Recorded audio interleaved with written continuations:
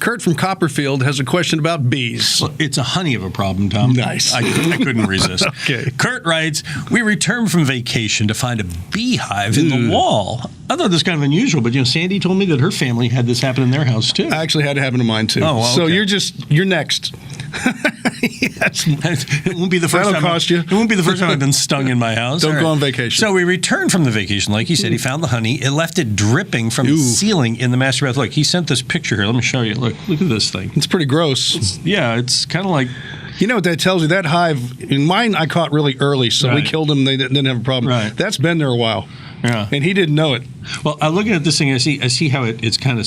You can see how it's so Wet and gooey. And It's that's funny. the question: is they removed the hive, but now they're wondering how much of the ceiling do they remove? Do they go back out to where all that stain is and everything? Or? Oh, I'd cut a big section of that out. Make sure you get all the muck and stuff out of there. Sheetrock comes in 4x8 sheets. So remember, you can go as big as that. And I think one sheet, I would cut the whole thing out and replace that area because I think a 4x8 sheet will take care of the problem.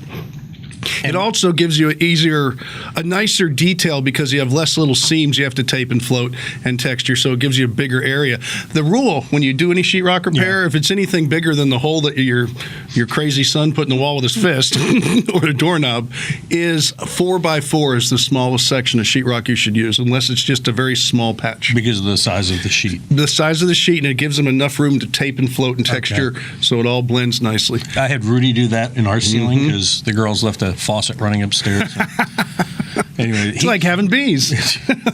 well, either way you get stung. But Yeah. Anyway, he cut it and taped and floated. And if you have the right guy, like say Rudy, he's the best. Rudy Squally Painting, they do a job and you can't even tell it was ever a problem. I know it's the one time you want to know nobody was ever there. That's it. At least maybe other times, but that one for sure. But you'll know that we've been there. If you have a problem, you can find questions and answers just like this one.